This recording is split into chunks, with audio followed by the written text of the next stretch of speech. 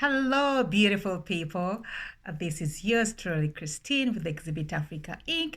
I'm glad to be back once again to share some more fun and interesting facts about another beautiful country from the beautiful continent of Africa. I hope you're ready. I hope you're comfortable. Let's get started. Okay, so the country we're going to be talking about today is Gambia. All right.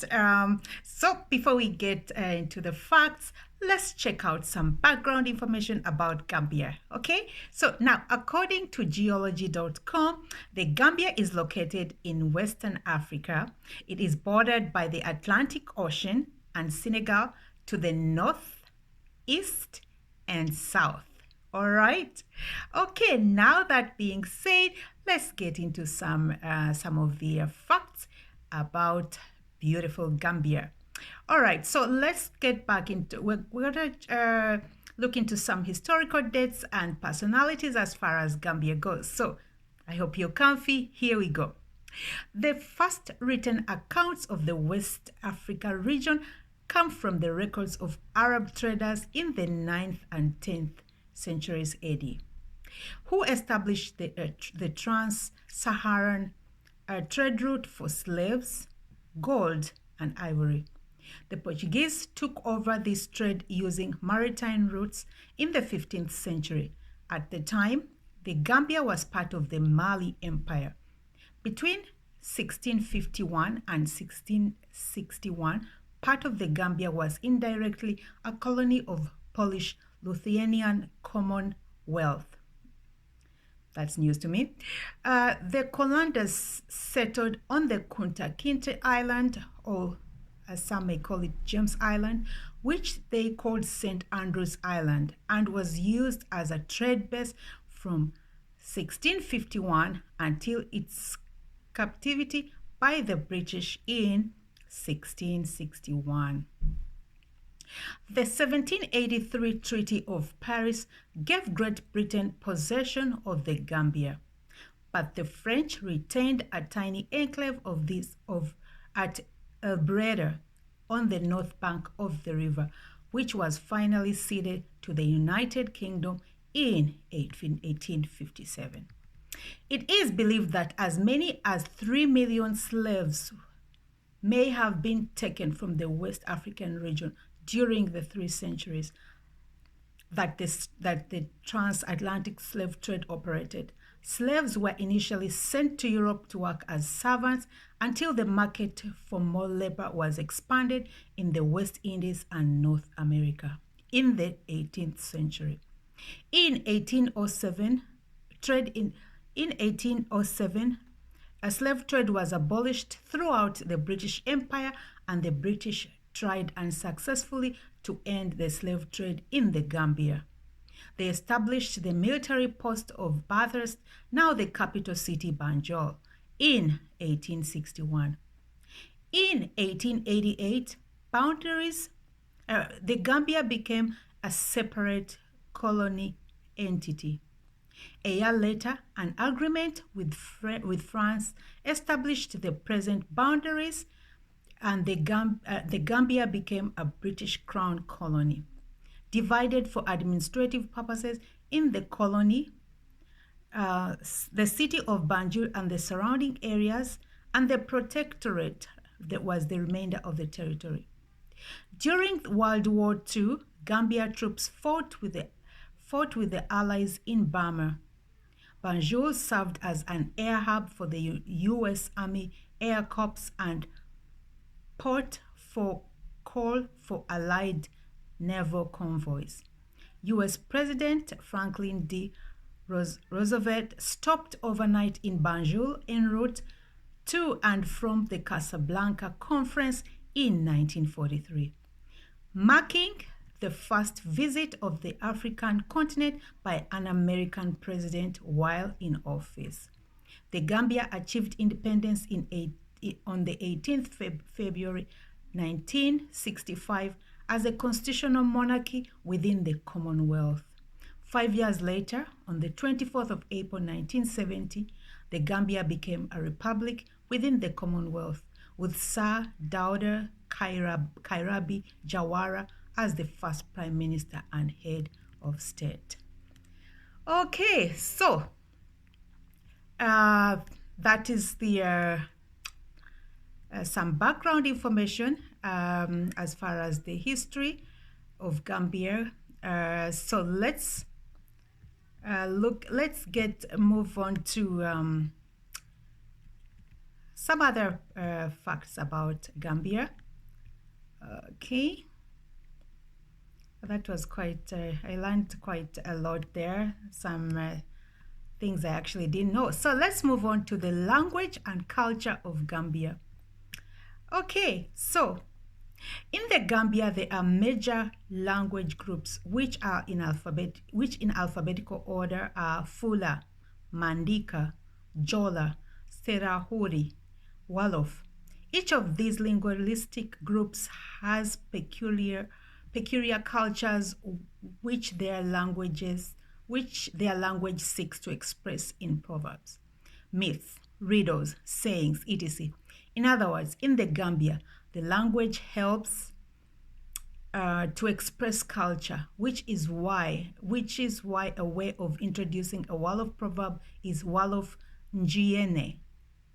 This shows why people can be so attached to their language, because it is really one strong symbol of culture, which is why when a language dies or becomes extinct, to use the technical word, a whole culture, or at least part of the culture, disappears.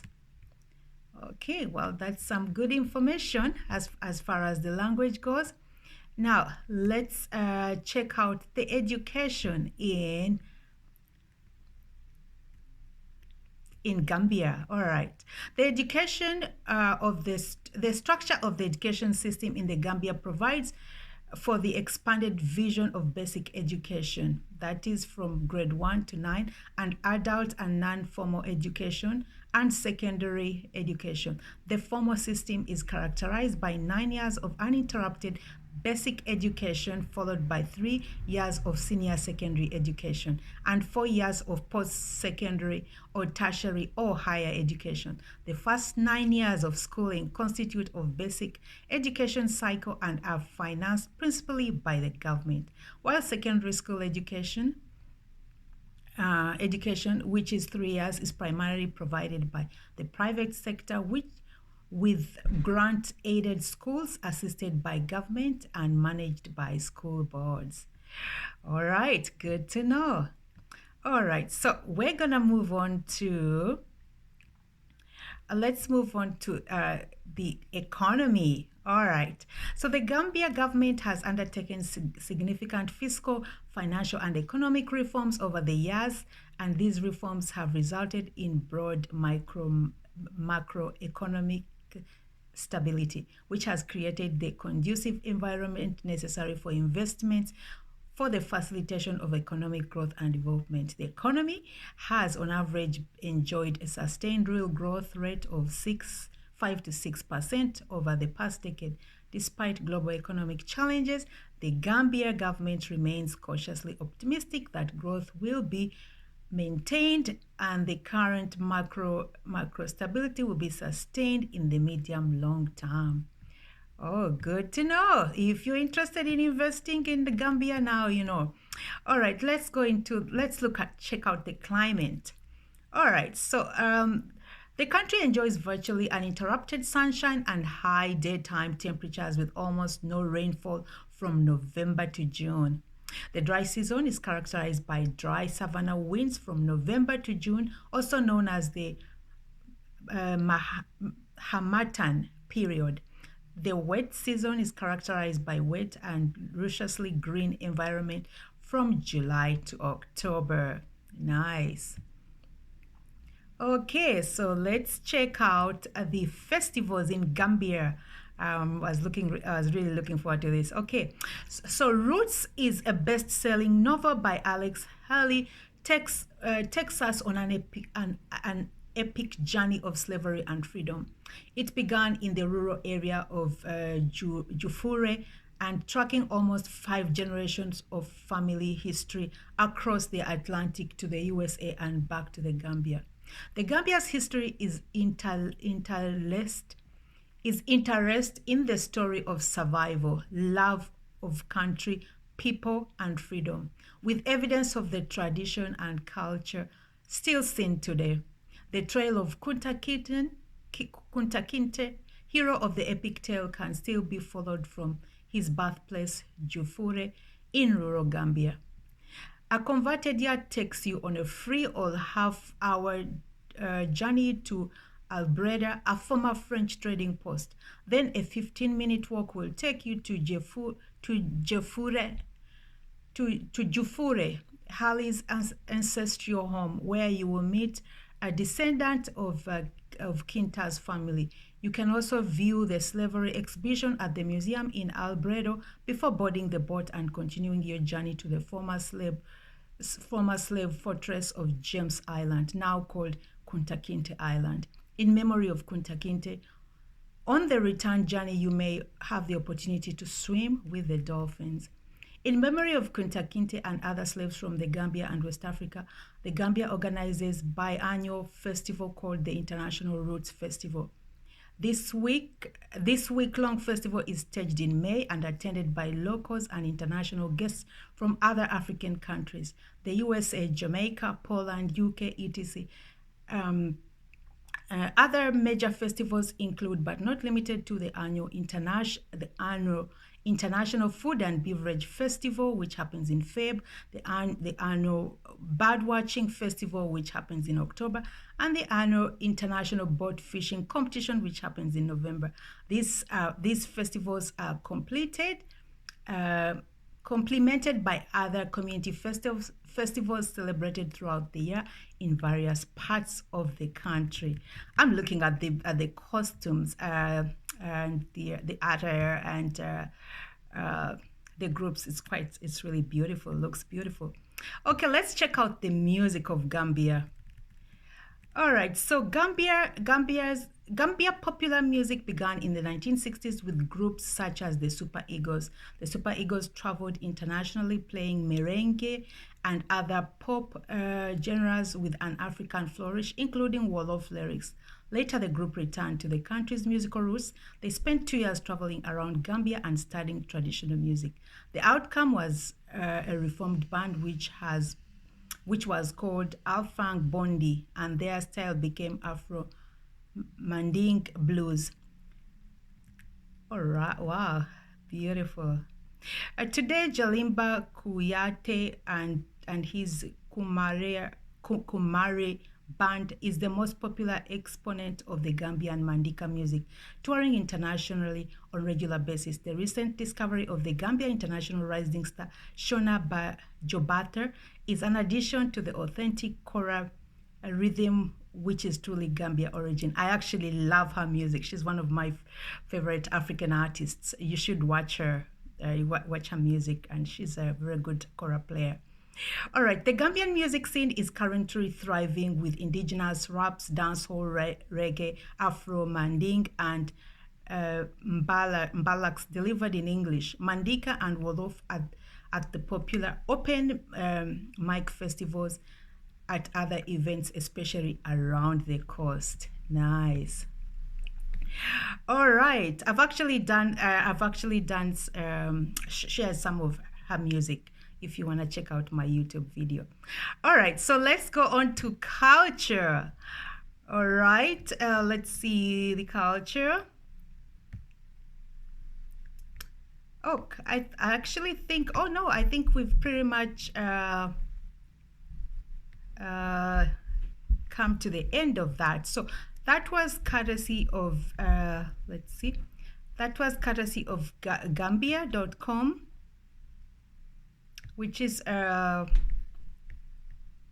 a website that belongs to the Gambia. So if you want to check them out, that would be fantastic. And I think I'm gonna share some more interesting some more interesting facts here about Gambia that I feel we should know about. Okay, So let's see some other facts that I came across that I thought I should share with you. Okay, so some very quick ones that I'm gonna share. Okay, so Gambia, let's see. So okay, so here we go. Gambia's economy relies heavily on tourism, but the second biggest cash crop is groundnuts. All right, 80% of the population is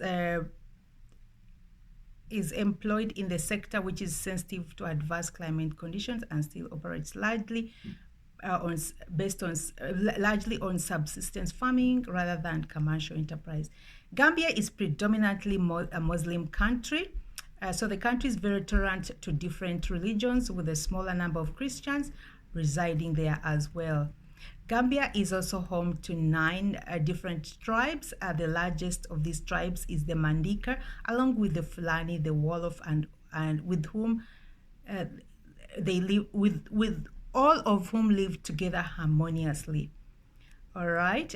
There's about 600 species of birds to look out for in the Gambia if you happen to travel to Gambia. Okay, during elections, Gambians vote using marbles. In a private booth, voters are presented with holes in the ground marked with each candidate. They then simply drop their marble into the hole they choose. Wow. Okay, there is a sacred crocodile pool in Banku. The Kachikali crocodile pool is home to around 100 crocodiles of varying shapes and sizes. They are all well looked after, and more importantly, they are well fed. All right, let's move on. It's named after the River Gambia, one of West Africa's major rivers. The river Gambia stretches 700 miles from northwest Guinea all the way to Bangul in Gambia before eventually spilling into the Atlantic Ocean. Wow. Okay, let's see the last one here. The Gambia has 50 miles of coastline. For such a tiny country, the Gambia has an impressive stretch of coastline. Wow, it's beautiful. Sandy beaches. All right, so I think we've come to the end of our fun facts. So the very last facts are by courtesy of gambia.co.uk if you want to check them out. And read to you by yours truly, Christine. Until our next video, please. Thanks for watching. You can also, if you missed out on my previous videos, you can go on YouTube, which has all the other countries that we've covered since. So we're going in alphabetical order. So we started off with Algeria. Right now, we've shared Gambia. So go check out the other countries that you may have missed. Until our next video, ciao for now, and thanks for watching. Bye.